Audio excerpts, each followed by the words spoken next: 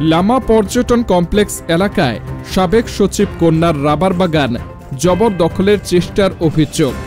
Mohammad Alamgir, ABN Bangla TV, Lama Bandarban প্রতিনিধি।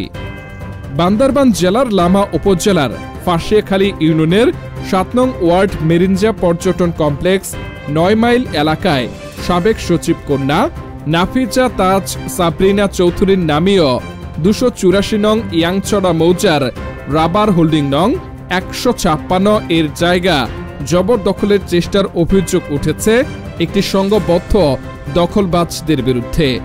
সরেজমিনে গিয়ে জানা যায়, উক্ত রাবার বাগানের মালিক নাফিজা তাজ সাবরিনা চৌধুরী জনৈক মোহাম্মদ রুহুল আমিন পিতা হাজি আব্দুল গনি হইতে ক্রয়সূত্রে মালিকানা লাভ করেন। লামা মেরিঞ্জা পর্যটন কমপ্লেক্স এলাকায় সম্প্রতিকালে বেসরকারি পর্যটন শিল্প প্রসারিত হলে একটি সংঘবদ্ধ দখলবাজ চক্র দখল বেদখলে মরিয়া হয়ে উঠেছে।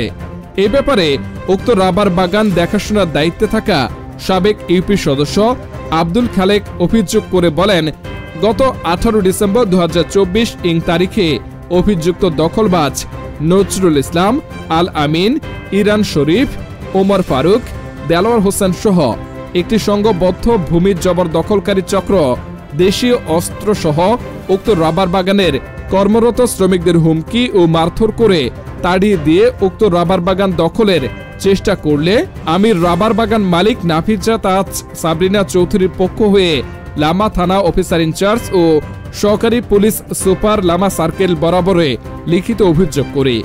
এই ব্যাপারে স্থানীয়রা বলেন, রাবার প্লটটি সাবেক সচিব কন্যা নাফিজা তাজ সাবরিনা চৌধুরী দীর্ঘদিন আগে রুহুল আমিন নামে এক ব্যক্তির কাছ থেকে খরিদ সূত্রে মালিকানা লাভ করে দীর্ঘদিন ভোগ দখলে আছে। উক্ত দখলবাজ ভূমিদস্যুরা উক্ত রাবার বাগানটি দখলের চেষ্টায় মরিয়া হয়ে উঠেছে। এ ব্যাপারে স্থানীয়রা বলেন, উক্ত রাবার বাগানটি সাবেক সচিব কন্যা নাফিজা তাজ সাবরিনা চৌধুরী দীর্ঘদিন আগে রুহুল আমিন নামে এক ব্যক্তির নিকট থেকে ক্রয়সূত্রে মালিকানা লাভ করে ভোগ দখল করে আসছে।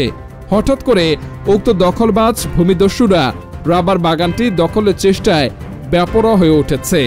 এ ব্যাপারে সহকারী পুলিশ সুপার আনোয়ার হোসেন জানান, উক্ত বিষয়টি তদন্তাধীন রয়েছে। তদন্ত করে দোষী ব্যক্তিদের অচিরেই আইনের আওতায় আনা হবে।